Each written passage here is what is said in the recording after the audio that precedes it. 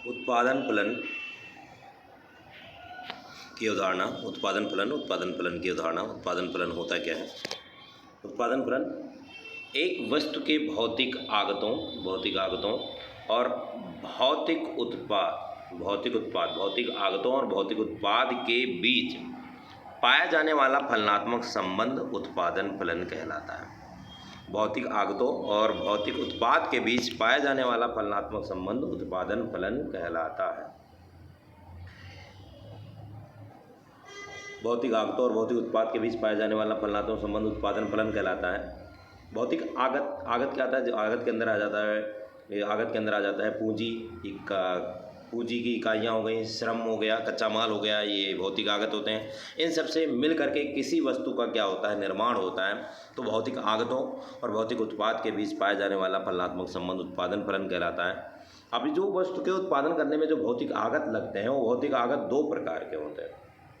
एक होता है स्थिर कारक, एक होता है प्रवृत्ति कारक। एक स्थिर कारक होते हैं, एक प्रवृत्ति कारक। स्थिर कारक वह कारक है जिनका प्रयोग उत्पादन में परिवर्तन होने से परिवर्तन नहीं होता। स्थिर कारक वह कारक होते हैं जिनका उत्पादन में चेंज होने से उस कारक में चेंज नहीं होता, कारक में परिवर्तन नहीं होता। जैसे मशीन ला करके आपने लगा ली, अब चाहे उस पर 1 इकाई का उत्पादन किया जाए, 4 इकाई का उत्पादन किया जाए, वो अपनी जगह पर, मशीन अपनी जगह पर स्थिर रहेगी। यदि आपने उसका उत्पादन में वृद्धि करना है तो केवल प्रवृत्ति कारकों में वृद्धि करके उत्पादन बढ़ाया जा सकता है, वो स्थिर कारक नहीं कहलाते। स्थिर कारक वह कारक होते हैं जिनका उत्पादन में परिवर्तन होने से कारक में परिवर्तन नहीं होता। वहीं प्रवृत्ति कारक वह कारक होते हैं जिनका उत्पादन में यदि परिवर्तन होगा तो कारक में भी परिवर्तन हो जाता है। तो ये स्थिर कारक और प्रवृत्ति कारक है। अब आता है उत्पादन फलन। उत्पादन फलन दो प्रकार का होता है। एक अल्पकालीन उत्पादन फलन होता है, दीर्घकालीन उत्पादन फलन।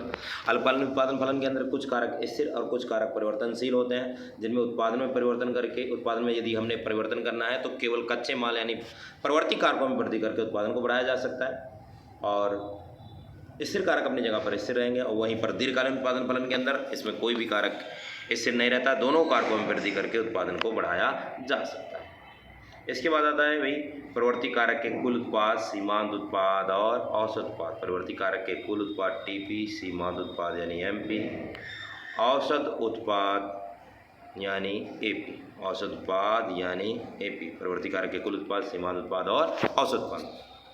तो प्रवृत्ति कारक का कुल उत्पाद क्या कहलाता है भाई? प्रवृत्ति कारक का कुल उत्पाद या उत्पादन की प्रक्रिया में प्रयोग हुए स्थिर कारकों की कुछ मात्रा के साथ परिवर्तनशील इकाइयों की सभी इकाइयों द्वारा उत्पादित उत्पाद का मतलब क्या है कि भाई प्रवृत्ति कारक वह कारक होता है। प्रवृत्ति कारक का कुल उत्पाद वह उत्पाद होता है, टीपी यानी कुल उत्पाद, टोटल प्रोडक्शन होता है। कि स्थिर कारक और प्रवृत्ति कारक यानी मशीन और लेबर, मशीन और कच्चा माल दोनों मिलकर के वस्तु की जितनी भी इकाई का उत्पादन करते हैं उनका कुल जोड़ कुल उत्पाद कहलाता है। उनका कुल जोड़ कुल उत्पाद कहलाता है। वहीं सीमांत उत्पाद की बात करें, सीमांत उत्पाद क्या है? श्रम की एक अतिरिक्त इकाई लगाने से कुल उत्पाद में होने वाला अंतर सीमांत उत्पाद कहलाता है। श्रम की एक अतिरिक्त इकाई का उत्पादन करने से कुल उत्पाद में होने वाला अंतर सीमांत उत्पाद कहलाता है। औसत उत्पाद क्या है भाई? औसत उत्पाद उत्पादन की प्रति इकाई उत्पाद औसत उत्पाद कहलाता है। उत्पादन की प्रति इकाई उत्पाद औसत उत्पाद कहलाता है। तो एपी एवरेज प्रोडक्ट क्या होता है? Per unit product average product कहलाता है, यानी प्रति इकाई, यानी एक लेबर वस्तु की कितनी इकाई का उत्पादन कर रहा है।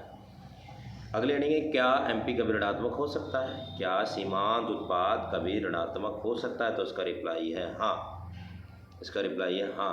हाँ।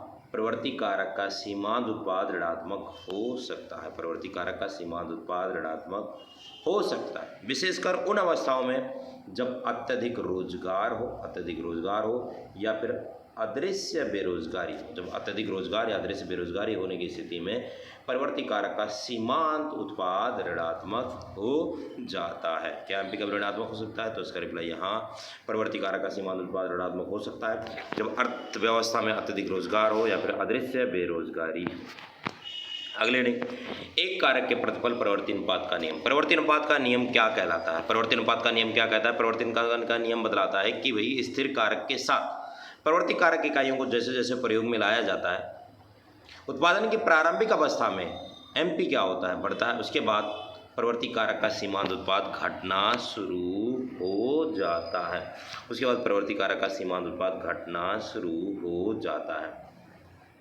अगली हेडिंग है एमपी और टीपी में संबंध की स्थिति। एमपी और टीपी में संबंध की स्थिति। एमपी प्रारंभिक अवस्था में बढ़ता है, फिर घटता है, फिर शून्य और ऋणात्मक हो जाता है। टीपी प्रारंभिक अवस्था में बढ़ती दर से बढ़ता है, दूसरी अवस्था में घटती दर से बढ़ता है, तृतीयक अवस्था में घटना शुरू होता है। तो जब बढ़ता है तो उसे बोला जाता है बढ़ रहा सीमांत उत्पाद, यानी कारक का बढ़ता प्रतिबल। और जब घटता है तो बोला जाता है कारक का ह्रासमान प्रतिबल। और जब ऋणात्मक हो जाता है तो कारक का ऋणात्मक प्रतिबल के नाम से जाना जाता है। तो एमपी और टीपी में संबंध क्या है? जब एमपी बढ़ता है तो टीपी बढ़ती दर से बढ़ता है। जब एमपी बढ़ता है एमपी बढ़ता है तो टीपी बढ़ती दर से बढ़ता है। फिर जब एमपी सेकेंड स्टेज के अंदर घटता है तो टीपी घटती दर से बढ़ता है। फिर जो एमपी थर्ड स्टेज के अंदर ऋणात्मक हो जाता है तो टीपी घटना शुरू करता है। फिर भाई जब एमपी बढ़ता है तो टीपी बढ़ती दर से बढ़ता है। जब एमपी घटता है तो टीपी घटती दर से बढ़ता है। जब एमपी शून्य होता है तो टीपी अधिकतम होता है। जब एमपी ऋणात्मक होता है तो टीपी घटना शुरू करता है। जब एमपी ऋणात्मक होता है टीपी घटना शुरू करता है। तो ये एमपी और टीपी में संबंध है।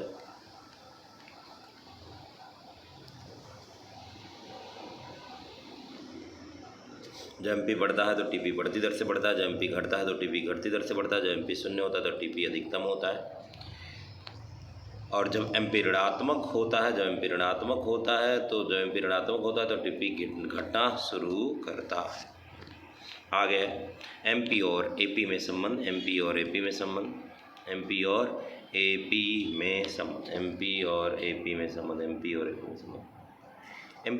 में क्या संबंध है भाई? कि जब एमपी एपी से अधिक होता है, यहाँ पर देखो एमपी ऊपर वाला है, एपी नीचे वाला है। जब एमपी एपी से अधिक है तो एपी क्या हो रहा है? बढ़ रहा है। तो एपी क्या हो रहा है? बढ़ रहा है। एमपी और एपी जब दोनों एक दूसरे के क्या होते हैं? बराबर होते हैं। एमपी और एपी दोनों एक दूसरे के क्या होते हैं? बराबर होते हैं। तो एपी यहाँ पर अधिकतम होता है। एपी यहाँ पर अधिकतम होता है। फिर एमपी नीचे हो गया, एपी ऊपर हो गया। जब एमपी एपी से कम होता है, तो एपी क्या होता है? घटता है। एमपी घटते शून्य हो जाता है, फिर ऋणात्मक हो जाता है, परंतु एपी हमेशा धनात्मक बना रहता है। तो ये बताया गया है एमपी और एपी में संबंध। जब एमपी एपी से अधिक होता है तो एपी बढ़ता है। फिर जब एमपी एपी बराबर होते हैं तो एपी अधिकतम होता है। एमपी जब एपी से कम होता है तो एपी घटता है। और एपी शून्य और ऋणात्मक हो सकता है, परंतु एपी सदैव धनात्मक रहता है। एमपी और एपी में संबंध। जब एमपी से अधिक होता है तो एपी बढ़ता है। जब एमपी एपी बराबर होते हैं तब एपी अधिकतम होता है। एमपी एपी से कम होता है तो एपी घटता है। एमपी शून्य और ऋणात्मक हो सकता है, परंतु एपी हमेशा धनात्मक बना रहता है। ये एमपी और एपी के बीच में संबंध है।